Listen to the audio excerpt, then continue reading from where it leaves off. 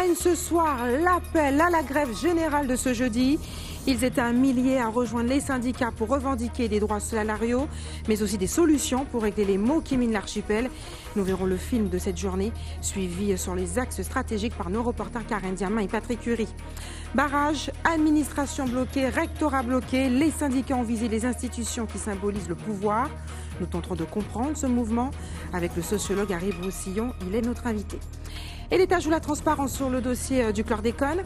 Une rencontre était organisée ce matin avec les représentants des services étatiques en charge du dossier. Un débat citoyen qui, vous le verrez, n'a pas attiré les foules. Et après des années d'attente, la nouvelle centrale thermique de Guyane pourrait bien sortir de terre d'ici 2023. Le premier comité de pilotage concernant sa construction a eu lieu ce matin.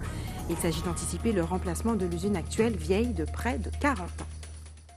Bonsoir et bienvenue sur ATV Guadeloupe. Cette journée fut mouvementée en agglomération pointoise à l'appel de 10 organisations syndicales.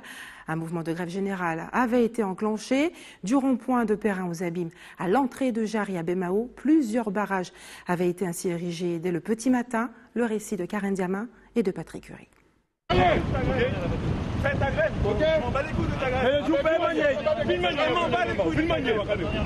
Ce matin, plusieurs secteurs d'activité ont montré leur ras-le-bol. D'abord, le secteur du BTP, qui a perturbé plusieurs axes de circulation à Jarry. Aujourd'hui, c'est celle manière qu'on a pour faire entendre. C'est les manières effectivement de la route. Si il y a d'autres manières, nous pouvons faire. Aujourd'hui, plus ou moins, pour mener à travers la négociation, il faut prendre la rue là. C'est la rue là qui outille travail en nous. Alors aujourd'hui, nous adhérons. Moi, dans ce secteur là qui est le BTP, pour le match que nous là, c'est aujourd'hui, les patrons décident, licencier, Jean Yovelé, et de manière Yovelé. Sans même passer par syndicat. Aujourd'hui, nous avons dit que nous sommes les Guadeloupéens, nous avons nous payer nous, nous avons travaillé en pays là et nous avons respecté nous. Un peu plus loin, les agents de Leader Price s'étaient eux aussi mobilisés. Objectif, dénoncer leurs conditions de travail. Le patron nous a commandé de nous rembourser les au niveau des cyclones Irma et Maria qui frappaient nous durement l'année passée. Donc nous avons dit que nous ne pouvons pas rembourser les parce que à pas nous qui choisissons de ne pas travailler jour là, ça c'est le préfet là, responsable de la sécurité des biens des personnes qui dit nous pas déplacer. Nous avons aussi des camarades qui embauchés après 2013 qui pas qu'à toucher l'accord Bino alors que l'accord initial a dit bon mais tous les salariés qui ont touché moins de 1,4 SMIC n'y doivent l'accord Bino. Le fonctionnement de l'organisme Eau d'Excellence s'est lui aussi retrouvé perturbé. Nous reprocher direction, c'est une volonté administrative qui a manqué de réactivité parce que nous sommes un réseau qui est relativement vétuste, où il y a une fuite en l'air et il faut nous plus rapide. Et c'est ça que nous commandons de direction. Nous. Autre entité bloquée, le CIVAD, empêchant toute activité sur le site de la déchetterie de la Gabarre. Nous avons suspension conflit depuis 2014 et je dis là, nous trouvons... nous reprend justement combat là parce que les conditions pas réunies, il n'y a pas qu'à occuper de nous, l'administration pas qu'à respecter nous en fait en tant que travailleurs. La communauté d'agglomération de Cap Excellence est également restée fermée ce jeudi matin. Il faut savoir que Cap Excellence a régi de l'eau, a régi Zodi, a régi tout ça qui est régi. Donc c'est important pour nous aujourd'hui de mobiliser nous devant et faire comprendre que voilà, aujourd'hui nous avons des problèmes sociétals dans le pays là, qu'il faut nous régler, que c'est faut nous passer par eux pour régler et que c'est à eux de mettre cisés alentour avec nous pour nous régler la situation dans le pays là aujourd'hui. D'autres piquets ont été observés à Pôle emploi, la SARA ainsi qu'au centre hospitalier universitaire. Tous auront été levés en fin de matinée pour ne former qu'un seul point de mobilisation devant le palais de la Mutualité. Et oui, au même moment, les organisations syndicales qui avaient en tête de cortège Elie Domota défilaient dans les rues de Pointe-à-Pitre avant de rejoindre le palais de justice. Reportage Karen Diamin, Patrick Curie. C'est au pied du palais de la Mutualité qu'environ 2000 personnes se sont rassemblées, toutes motivées à faire changer les choses. C'est important pour les jeunes, les étudiants, les lycéens à venir aujourd'hui parce que la plupart des jeunes, des étudiants seront des futurs salariés ou des chômeurs. Et nous, on est venus justement pour dénoncer ce chômage. 6 jeunes sur 10 qui sont au chômage et exiger des milliers d'embauches massives tout de suite pour la jeunesse parce qu'on sait que c'est ce qui crée en partie les problèmes de violence, le fait qu'il y a du chômage. Et donc, c'est aux côtés des travailleurs qu'on sait qu'on va l'obtenir et c'est pour ça qu'on est venu en masse. Le cortège formé, il s'est engouffré dans les rues de Pointe-à-Pitre.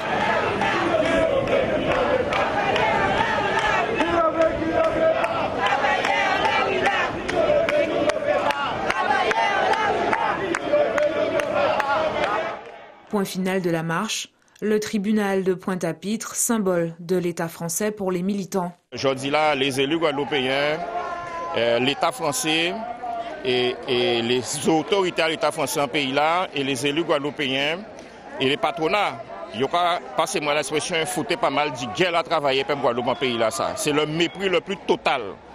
Bon matin là, on a un entretien téléphonique avec le directeur du travail là. Et dans l'incapacité d'obliger les patrons à respecter le droit du travail, notamment en matière de négociation collective en Guadeloupe. Il y a dénoncé tout accord. Et en Guadeloupe, aujourd'hui, c'est l'organisation patronale qui est habilitée à négocier en branche. Ces syndicats à les roues distilleries. Autrement, tous les autres là ont la loi. Qui suit un mouvement là? Non, nous ne savons pas qui suit. Nous savons aujourd'hui là, c'est un coup de semence que nous lançons. Et que de toutes les façons, nous faisons tout ça nous y a fait pour nous polluer tout ça qui a fait en pays là, ça dans la période là, qui a là. Parce qu'il y a fait gérer tête en nous, il y a mépriser nous, il n'y a pas respecter pour rien et travailler en plus qui a subi la répression. Donc nous avons appelé tout travailleurs, tout Guadeloupéens, tout le monde, tout partout, quel que soit le problème là, à rejoindre les associations, rejoindre les syndicats pour nous passer à l'action. L'activité sociale de la Guadeloupe devrait être perturbée dans les jours à venir. Industrie, hôtellerie, les syndicats ont tenté de paralyser plusieurs secteurs d'activité, mais ils ont néanmoins privilégié les sites qui incarnent la présence de l'État. Revue des sites impactés avec Anne-Elisabeth Arsène et Moïse Dexter. Du CHU à la CAF, en passant par les pompiers et l'éducation nationale, plusieurs secteurs d'activité ont été impactés ce matin par ce mouvement général de grogne sociale. C'est pour poser les revendications que nous avions, c'est-à-dire à savoir l'arrêt des suppressions de postes, les 44 postes du second degré. On demande de revenir sur cette décision. Notamment, les copains vont également poser les problèmes de Marie Galante. Ici, vous avez toutes les organisations professionnelles de l'éducation et d'autres organismes nous ont rejoints, ceux qui sont dans la cité administrative, à savoir les copains de la CAF, les copains des pompiers. Et donc ce qui fait que nous sommes un bon groupe pour montrer notre détermination à aller jusqu'au bout de nos revendications. Nous sommes assez nombreux à être mobilisés, nous sommes une dizaine. Mais c'est vrai que la mobilisation et le mécontentement à la CAF est grandissant, puisque nous subissons des restructurations, le gel de la valeur du point depuis 2010. Et donc nous avons des motifs de mécontentement à promouvoir auprès de notre direction locale et notre direction nationale. Du côté de l'hôtellerie, c'est la maison créole qui a été bloquée ce matin par la section UGTG, UTHTR. Jordan, celle nous attendre que c'est en date, en jour, qu'il y aura tel jour, il y aura négocié sous la convention collective des hôtels de Guadeloupe avec nous. Alors depuis 2006, c'est décidé de ne pas parler de nous. Alors aujourd'hui, là, nous entrons en campagne. Et jusque nous te dit depuis quelques temps nous dit aujourd'hui nous partis nous pouvons arrêter puis c'est une raison. Là nous avons un planning que nous avons fait. Chaque monde boule à ressortir un jour. Mais principalement ici au niveau de la maison créole, monsieur Vion, c'est président GHCG. Là en pas seule fois nous revenons. Là aujourd'hui nous là et nous pouvons savoir qui temps nous peut sortir. Mais il faut savoir que même si nous sortons aujourd'hui là, après ça nous revenons. Cet appel à la grève générale aura donc été suivi par plusieurs organisations syndicales, impactant ainsi une bonne partie de l'activité économique de ce jeudi 3 mai. Et l'autre élément à retenir de cette journée de mobilisation, c'est le nombre de participants. Ils étaient un peu plus d'1 millier à remplir les rangs de la contestation. Les raisons de leur motivation avec Anne-Elisabeth Arsène et Moïse Dexter. Ce qui me motive, c'est tout ce qui se passe en ce moment en Guadeloupe. Et bien avant. J'ai toujours été là, donc il n'y a pas de souci. Ce qui m'a motivé, c'est la situation économique du pays. Donc, je suis le 1er mai, j'ai participé. Et aujourd'hui, il faut descendre à la rue pour dire que ça ne va pas. Donc, le pays n'est pas bloqué, mais on est mobilisé. C'est pour tous les problèmes qu'on sait. En ce qui concerne plutôt le chômage, c'est vrai qu'il n'y a pas que le chômage, il y a aussi le CHU, il y a plusieurs problèmes ce qui concerne notre pays. Mais il faut réagir, il faut marcher pour le bon combat, pour la bonne cause. Voilà. Je suis tout d'abord un Guadeloupéen et puis je travaille au CHU. Donc je connais les nombreux problèmes qui touchent notre hôpital. Donc, conscient de cela, je me trouve obligé aujourd'hui d'être présent à cette manifestation. Ben, vous savez, nous avons le pays là, alors, et en tant que mon pays là, je suis obligé là, parce que nous savons que ni l'hôpital, ni le chômage, ni des entreprises, les accords qui ont dénoncé, nous avons le problème qui ni, même en force, l'autre côté là, nous avons le problème ici. Parce que nous voyons le gouvernement là, tout ça nous tenir, il a essayé de démonter, tout ça travail gagné, il veut démonter tout. Alors il faut nous mobiliser, si nous ne pas mobiliser nous pouvons rien réussir. À part les élus ne peuvent pas faire rien pour nous. Et comment comprendre cette mobilisation? Pour répondre à cette question, pour tenter d'y répondre, le sociologue Harry Broussillon nous a rejoint sur le plateau. Harry Broussillon, bonsoir. Bonsoir. Merci d'avoir accepté notre invitation ce soir. Alors, selon vous, quels sont les principaux enseignements de cette journée de mobilisation? Je pense que la protestation d'aujourd'hui montre une chose évidente, c'est qu'il y a de bonnes raisons de se révolter. Autrement dit, la situation sociale, elle est ce qu'elle est, c'est incontestable. Les problèmes récurrents qui persistent depuis un certain nombre d'années et qui n'ont pas été résolus, disons, montent en puissance actuellement. Et je crois que la manifestation d'aujourd'hui, d'hier également, la manifestation du 1er mai, signale que les problèmes sont bien réels et qu'il faudrait, disons, urgemment essayer d'y porter solution. Des problèmes prégnants qui existaient même avant 2009. En tête de cortège, on l'a vu, il y avait encore Elie de Mota, le leader du LKP. Est-ce que cela signifie que finalement, le LKP qu'on pensait mort est bien vivant? Le LKP n'est pas mort, puisque les problèmes qui existaient en 2009 se sont aggravés. C'est-à-dire il faut bien comprendre que ce n'est pas parce que nous avons traversé une période d'un peu d'atonie sociale que ça pouvait signifier que les problèmes n'existaient pas. Il y a eu un reflux après 2009 parce que beaucoup de gens ont investi en 2009 et peut-être n'ont pas eu le retour qu'ils espéraient. Mais les problèmes sont bien là, ils se sont aggravés. Les revendications du LKP, évidemment qu'elles existent toujours, mais la force du LKP, est-ce que ce mouvement est encore vivant? Est-ce qu'il n'est pas mort? Qu'est-ce que révèle cette mobilisation d'aujourd'hui? Vous savez, le LKP était certainement affaibli, mais on ne sait pas ce dont demain sera fait. Autrement dit, la situation est tellement critique en Guadeloupe qu'une étincelle peut mettre le feu à toute la plaine. Selon vous, un retour à 2009 est possible? Et alors, ce sera très difficile parce que pour qu'un mouvement comme 2009 survienne, il faut qu'il y ait les conditions objectives, certainement, mais il faut aussi également qu'au niveau des esprits, qu'au niveau idéologique, que les gens se sentent prêts, encore une fois, à investir dans la lutte. La manifestation d'aujourd'hui a montré que les gens peuvent se mobiliser. Mais peuvent-ils se mobiliser d'une façon beaucoup plus longue? Ça, c'est autre chose. Mais on ne sait jamais. C'est-à-dire que notre population, notre peuple a toujours réagi, souvent à partir de situations d'injustice. Et c'est pourquoi je répète qu'une étincelle peut mettre le feu à toute la plaine. Il suffit qu'un événement quelconque survienne pour que la Guadeloupe puisse être embrasée. Je crois qu'il faut bien faire attention à ça. Des revendications ont été posées en 2009. Il y a eu des engagements qui ont été pris, qui n'ont pas été respectés, et nous sommes au point de départ encore. On l'entend souvent, il y a cette idée très répandue qui voudrait que la Guadeloupe se porte très mal en ce moment, plus mal qu'avant. Est-ce que ce ressenti est-il, selon vous, justifié? Est-ce qu'il est équilibré par rapport aux faits? Non, mais je pense que c'est incontestable. C'est incontestable. La souffrance des gens, salariés et non salariés, c'est aggravé. C'est évident, c'est-à-dire que celui qui conteste ça, c'est qu'il ne sait pas regarder. Harry Broussillon, il y a quand même des projets qui marchent en Guadeloupe. Mais les projets qui marchent, il faut essayer de voir quelles répercussions ça a sur la vie des gens. Est-ce que les conditions de vie des gens ont changé? Est-ce que la précarité a disparu? Si Guadeloupéens sourdis sont en situation de précarité, on le sait, mais le niveau de la classe moyenne a augmenté selon les derniers chiffres de l'INSEE. Oui, mais c'est justement ça. C'est-à-dire que tout le monde sait que tout cela est superficiel. Tout cela est superficiel. Dans les entreprises, ce qui se passe, ce qui est dit dans le reportage, c'est-à-dire actuellement, il y a eu un refus de négocier. La situation sociale est bloquée. Et puis, ce n'est pas parce que les gens voyagent, parce que les gens vont en croisière, parce que les gens vont à Carrefour que cette situation-là marche. Nous sommes dans une économie artificielle. Tout le monde sait que ça a le clinquant du verre, mais que ça en a aussi la fragilité. Et que de toute façon, le malaise de la population est très profond. Je pense et je dis, et je persiste à dire que la situation sociale et la situation, disons, au niveau idéologique, au niveau de l'état d'esprit des gens, elle est beaucoup plus désastreuse qu'il y a 9 ans. Les élus locaux ont intérêt à porter attention à ce qui vient de se passer aujourd'hui, et également le pouvoir économique? Ils ont intérêt. Alors, ce qu'il y a, c'est qu'on constate bien qu'il y a un décalage entre ce qu'on appelle la classe politique et la réalité sociale. C'est-à-dire que je ne veux pas dire, et je ne disqualifie pas les élus locaux, j'ai été un élu local, donc je ne les disqualifie pas. Mais je pense qu'il devrait porter une attention beaucoup plus pressante à ça, parce qu'on a parlé de changer d'avenir, on a parlé de nouveaux modèles économiques.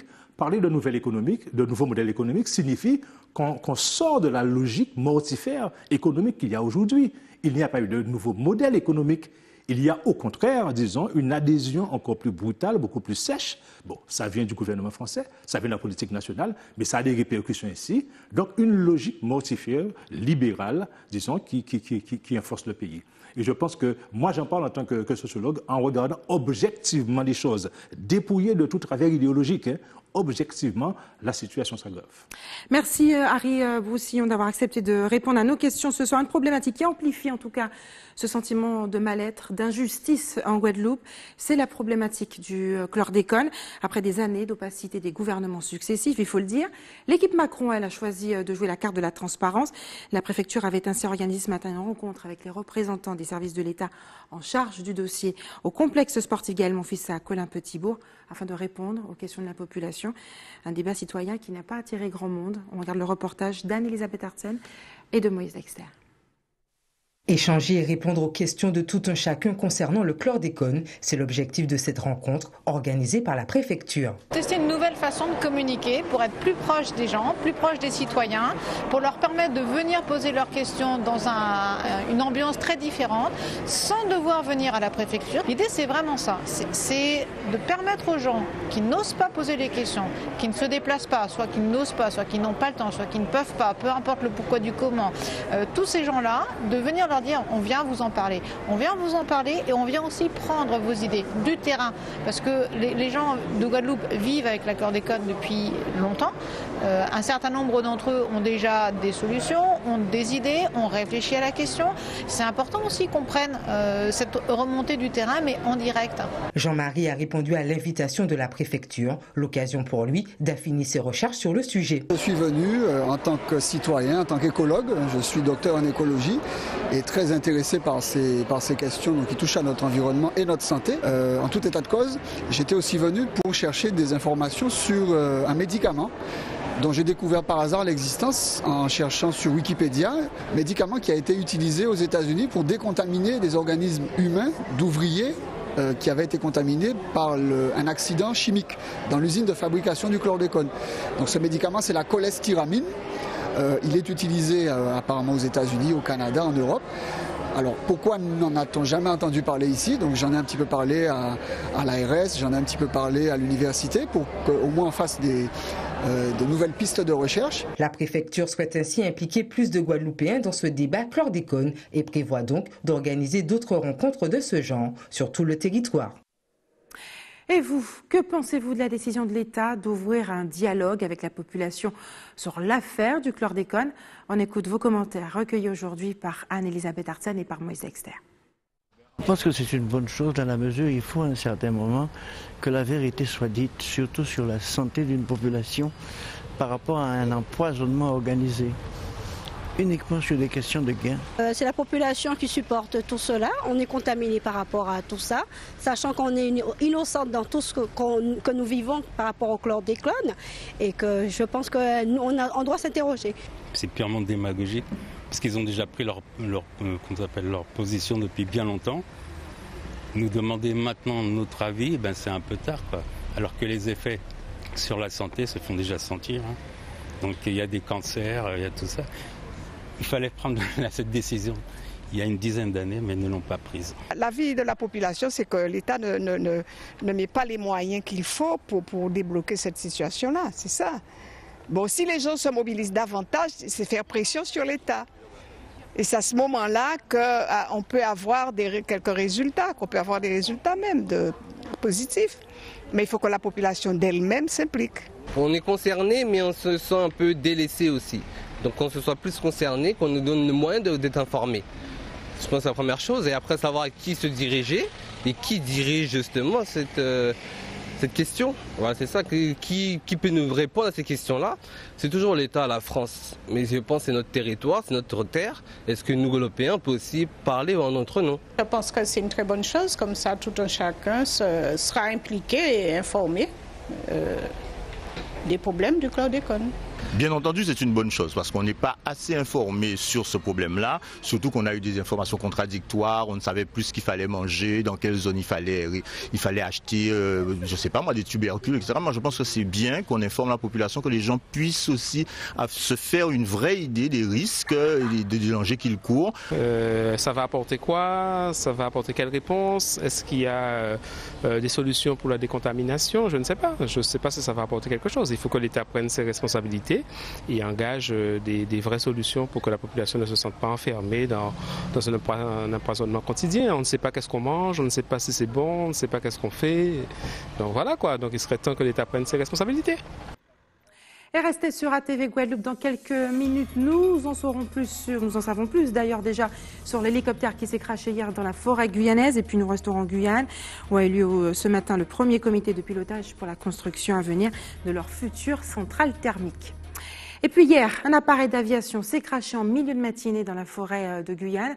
Aux abords de Regina, 2 des 3 passagers sont décédés. Lucas-Antoine Edouard, le pilote, et Reynaldo Vieira da Silva, le mécanicien. Il ne s'agissait pas d'un avion, mais d'un hélicoptère.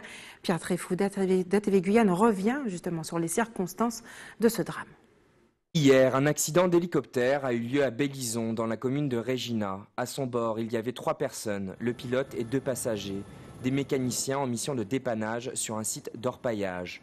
L'hélicoptère, exploité par la société Pilote Air, a disparu des radars du centre de contrôle de navigation aérienne hier matin à 10h30. Nous avons mis en œuvre ce que nous appelons le plan SATER, le plan sauvetage aéroterrestre, qui est un plan départemental, qui est décidé et déclenché par le préfet et qui comprend 3 phases.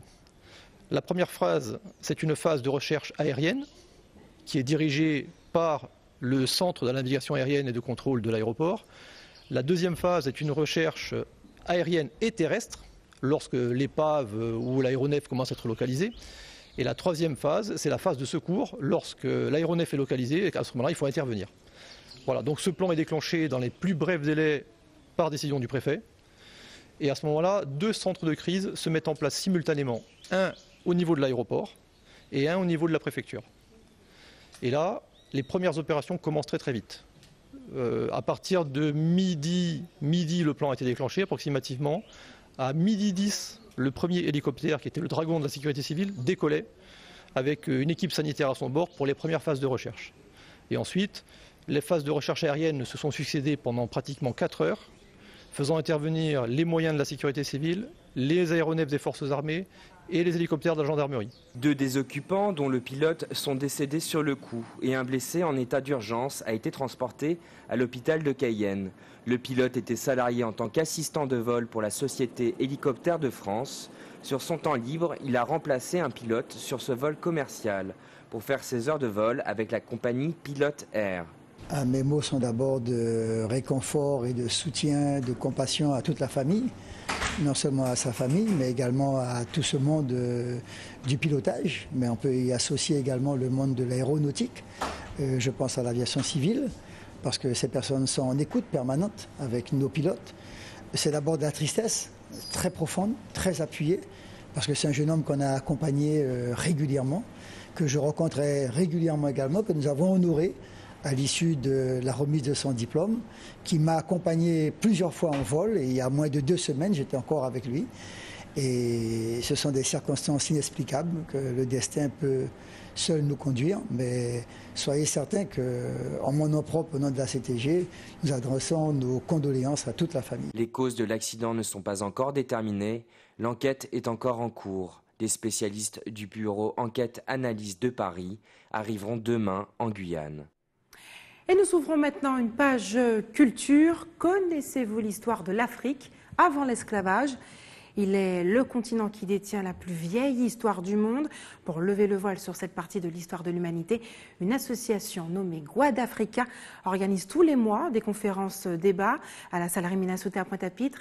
Le prochain rendez-vous aura lieu demain soir et il sera animé par notre invité, Michel Falémé. Bonsoir. Bonsoir. Merci d'avoir accepté notre invitation ce soir. Je l'ai dit, vous serez intervenant demain soir à la salle Rémy Nassoté pour animer une conférence débat sur l'épopée mort en Andalousie et en Europe du 7e au 15e siècle. Du 8e au 15e siècle. Du 8e au 15e siècle. Vous êtes chercheur en histoire. Oui. Pourquoi avez-vous choisi de raconter l'histoire de ce peuple? Et surtout, qu'est-ce qu'il nous apprend sur l'Afrique au Moyen-Âge?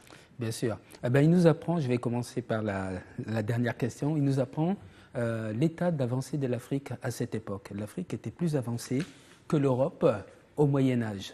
Tandis que l'Europe était dans l'obscurantisme du Moyen-Âge, vous savez, après la défaite, enfin pas la défaite, l'effondrement de l'Empire romain, à partir de 452, l'Europe rentre dans une période très sombre. C'est la barbarie, c'est les bandits de grand chemin, et puis c'est la religion chrétienne, le Vatican, qui s'accapare de tout le savoir et plonge l'Europe pendant près de 1000 ans dans une forte période très très sombre. Pendant ce temps-là, l'Afrique est héritière de tout le savoir qui venait de l'Égypte, de la Nubie, de Couche, de Méroé, et donc va poursuivre à travers cette période, dit des grands empires, une évolution formidable. Quel rôle vont justement jouer les morts en Europe et en Espagne? Alors, l'Europe, non seulement les morts, bien sûr, pour des raisons militaires, vont envahir l'Espagne, des questions de conquête militaire, mais vont apporter toute cette civilisation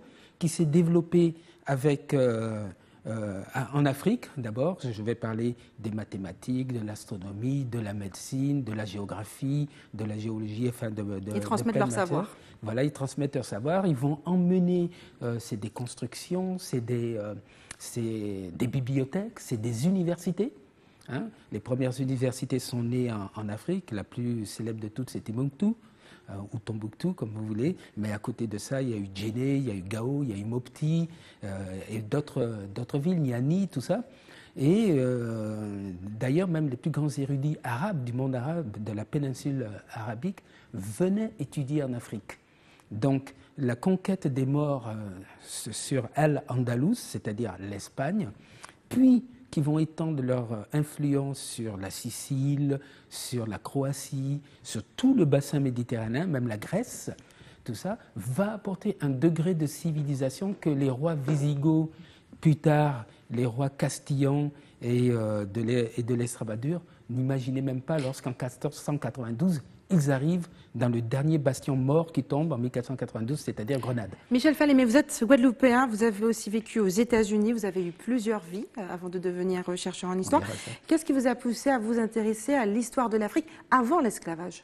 Alors, c'est parce que je suis arrivé en Afrique très tôt. J'avais 8 ans pratiquement quand je suis arrivé, 10 ans presque quand je suis arrivé en Afrique. J'en suis reparti, j'en avais 20. Et j'ai eu cette chance, après avoir connu l'histoire aussi de France, parce que j'ai fait un instant l'école en France et j'ai eu le temps d'apprendre nos ancêtres gaulois. Et là, je rentre dans une autre sphère, dans un autre monde où j'apprends vraiment non seulement l'histoire de l'Afrique, mais tout en parallèle, toutes les civilisations qu'il y avait aussi bien en Asie que aussi bien dans ce qu'on appelle l'Amérique précolombienne. Et on arrive à faire une analyse de 3 civilisations parallèles qui s'ignoraient plus ou moins, mais qui étaient tout aussi riches, et cette passion m'a toujours habité. Certains stéréotypes et préjugés collent toujours à l'Afrique aujourd'hui, je pense notamment à la pauvreté, et aussi cette déclaration de l'ancien président de la République, Nicolas Sarkozy, qui avait affirmé que l'homme africain n'était pas rentré suffisamment dans l'histoire de l'humanité. Qu'est-ce que vous répondez à ce genre d'affirmation? Visiblement, il était soit acculturé, soit il était très très mal renseigné. En tout cas, celui qui lui a écrit son discours, je pense en l'occurrence M. Michel Guénaud, n'était pas suffisamment renseigné pour pouvoir sortir. L'Afrique était prospère et riche avant l'esclavage. Absolument, absolument. C'était même parmi les premières puissances, si je peux m'exprimer ainsi. Elle était riche, elle était puissante. Il y avait une organisation, il y avait une administration. Lorsque les Européens sont arrivés en Afrique, en particulier les Portugais, lorsqu'ils sont arrivés au Congo, ils ont trouvé une administration, ils ont trouvé une gestion d'un pays qui était tenu, qui n'avait rien à envier à ce que l'Europe est aujourd'hui. Michel Falémé, vous le dites souvent à vos auditeurs, l'histoire des Antillais n'a pas commencé avec l'esclavage, mais est-ce que vous leur parlez également de cette partie de l'histoire, notamment le contexte qui a permis que des Africains noirs vendent d'autres noirs comme esclaves? Absolument. Alors là, je voudrais juste nuancer. Vous savez, les sociétés africaines étaient bâties déjà sur un type de société. On ne parlait pas d'esclavage, mais on parlait de captifs. Cependant, ces captifs avaient des droits. Lorsque les Européens arrivent et prennent des Africains et les déportent dans le Nouveau Monde, ils mettent en place tout un système juridique, religieux, philosophique, scientifique, de manière à déshumaniser complètement l'homme noir. C'est-à-dire que la déshumanisation que vous ajoutez à la barbarie exercée, qui est quelque chose presque d'inhérent à la race européenne pour cela, va plonger l'Afrique, puis bien sûr tous ses habitants, et en particulier ceux qui vont être déportés de l'autre côté du Nouveau Monde, dans un système de déshumanisation totale. Michel Falémé, merci d'avoir accepté notre invitation ce soir. Je rappelle que le prochain rendez-vous aura lieu demain soir à 18h30 à la salle Rémy Nassouta à Pointe-à-Pitre, et que c'est tous les mois avec l'association. Comment ? Pratiquement tous les 15 jours. Pratiquement tous les 15 jours avec l'association Bois d'Africa. Nous partons maintenant en Guyane, où la centrale d'eau de 2 gras de Cannes, construite au début des années 80, qui ne répond plus aux normes depuis près de 10 ans, doit être bientôt remplacée. Justement, une première réunion du comité local du projet de construction s'est tenue aujourd'hui à la collectivité. On regarde le reportage de Gaël Oassim. Annoncée pour 2012, la fermeture effective de la centrale EDF à Dégradé-Cannes interviendra, si tout va bien, en 2023. Elle sera remplacée par une centrale installée dans la zone industrielle du Larivot. La décision était entérinée ce matin lors d'un comité local regroupant EDF, les municipalités de l'île de Cayenne, la CCIG, l'État et la CTG. La nouvelle centrale devrait mieux répondre aux besoins de la population, au dire des responsables d'EDF Guyane. Cette centrale de 120 MW qui est dimensionnée en notre qualité de gestionnaire du système électrique, il nous appartient de dire quels sont les besoins en matière de puissance du territoire. Donc on a dit à un moment donné quels étaient les besoins globaux, mais la réponse n'est pas exclusivement basée sur cette centrale de 120 MW. Il y a également 40 MW qui sont prévus de biomasse, tout ça venant compléter aussi la centrale de Petit-Saut qui elle-même contribuera à la sécurité et l'approvisionnement du territoire comme elle le fait depuis 25 ans. Véritable serpent de mer, cette nouvelle centrale a fait couler beaucoup d'encre sur sa capacité à satisfaire les besoins d'aujourd'hui et à venir. Aujourd'hui, la centrale du Larivot, elle est décidée. Maintenant, il y a quelques aménagements, il y a les dossiers à instruire, etc. Et pour moi, c'est presque du passé. Aujourd'hui, il s'agit de voir avec les élus, à voir avec les collectivités, à voir avec la population le besoin de demain, en énergie renouvelable notamment. Et nous travaillons d'arrache-pied pour justement implanter des cellules biomasse qui permettront de mettre de l'activité, bien sûr, mais aussi d'injecter de l'énergie sur le réseau. La Guyane sera dotée de cette usine de 120 MW ainsi que l'usine de Petit-Saut afin de pérenniser le besoin énergétique sur le département. Donc l'intérêt serait que les Guyanais, le développement économique, soit assuré par une production de plus de 120 MW pour ce territoire sur les 10 années à venir. Avec un coût de 100 millions d'euros d'investissement, dont 80 millions pour la construction, cette nouvelle centrale devrait voir le jour en 2023. Et c'est l'heure des informations en pratique maintenant. Faites des réserves d'eau si vous habitez au Saintes, à Capesterre et dans le centre-ville de la ville des Abîmes. Les coupures sont prévues chez vous demain soir à partir de 18h. L'équipe de l'établissement français du sang vous donnera rendez-vous demain à la salle de la CCMG à Marie-Galante à partir de 13h jusqu'à 18h. Et enfin, si vous avez des informations à nous communiquer, n'hésitez pas à nous appeler au 60 11 2 fois. Et puis nous l'avons vu, c'est la fin de cette édition locale et régionale. Avant de se quitter, je vous rappelle les principaux titres de ce jeudi 3 mai. Nous l'avons vu aujourd'hui. L'appel à la grève générale. Ils étaient 1 millier à rejoindre les syndicats pour revendiquer des droits salariaux, mais aussi des solutions pour régler les maux qui minent l'archipel. Barrage, administration bloquée, rectorat. Les syndicats ont visé les institutions qui symbolisent notamment le pouvoir. Le sociologue Harry Broussillon était avec nous ce soir pour en parler. Et nous l'avons vu aussi, l'État joue la transparence sur le dossier du chlordécone. Une rencontre était organisée ce matin avec les représentants des services en charge du dossier. Un débat citoyen qui n'a pas, nous l'avons vu, attiré les foules. Et puis après des années d'attente, la nouvelle centrale thermique de Guyane pourrait bien sortir de terre d'ici 2023. Le premier comité de pilotage concernant sa construction a eu lieu ce matin. Il s'agit d'anticiper le remplacement de l'usine actuelle vieille de près de 40 ans. Merci d'avoir choisi ATV Guadeloupe. Je vous souhaite une excellente soirée. On se retrouve demain à 18h45.